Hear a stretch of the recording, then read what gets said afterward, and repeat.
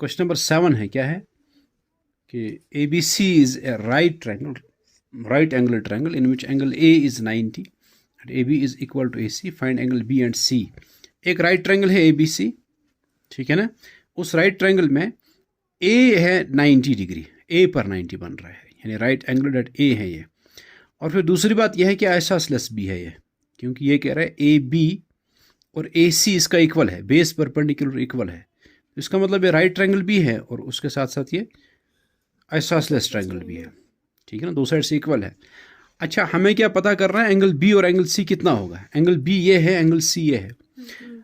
जब एक ट्रायंगल में जब दो साइड से इक्वल होते हैं ना, उसके अपोजिट एंगल्स भी क्या होते हैं, ये साइड इक्वल है, इसका अपोजिट एंगल है एंगल सी, इसका अपोजिट एंगल है एंगल बी, ये दो भी इक्वल होंगे ना, ये दो भी इक्वल हो गए ना।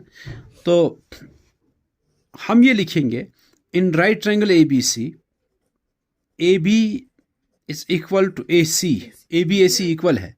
जब ये साइड्स तो इक्वल है तो इनके अपोजिट एंगल्स एंगल बी और एंगल सी भी इक्वल होगा। रीजन वही है, angles opposite to the equal sides of a triangle are equal, ठीक है ना। तो ये दो एंगल्स इक्वल है। अब आप मुझे बताओ, इस ट्रायंगल में तीनों एंगल्स का sum by angle sum property, by angle sum property, तीनों एंगल्स का sum angle A angle B plus angle C, वो है ना 180 डिग्री। अच्छा, गिवन है कि एंगल ए कितना है, एंगल ए कितना है, 90 डिग्री, वो तो 90 है, तो हम लिखेंगे इसके बदले 90 प्लस एंगल बी और एंगल सी इक्वल है। हाँ।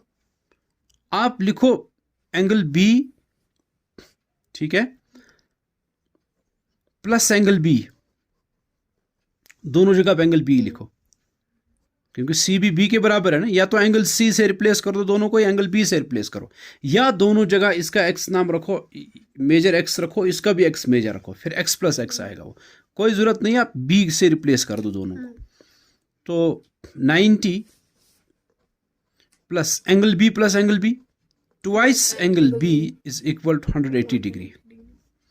ट्वाइस एंगल बी यहीं रख दो, 90 को ट्रांसपोज कर दो, वो 180 माइनस 90, तो twice angle B is equal to 90 degree.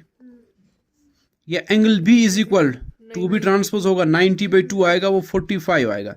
तो बी कितना है, एंगल बी आया 45, एंगल सी भी कितना होगा, इसलिए कि एंगल बी और एंगल सी इक्वल है ना, तो दोनों एंगल बी भी 45 तो एंगल सी भी 45। तो याद रखेंगे आप ऐसे, एक राइट ट्रायंगल अगर आइसोसेलेस है, राइट ट्रायंगल आइसोसेलेस का मतलब ये होता है उसमें बेस परपेंडिकुलर सेम है, क्योंकि हाइपोटेन्यूज सेम नहीं हो सकता, हाइपोटेन्यूज लॉन्गेस्ट साइड होता है।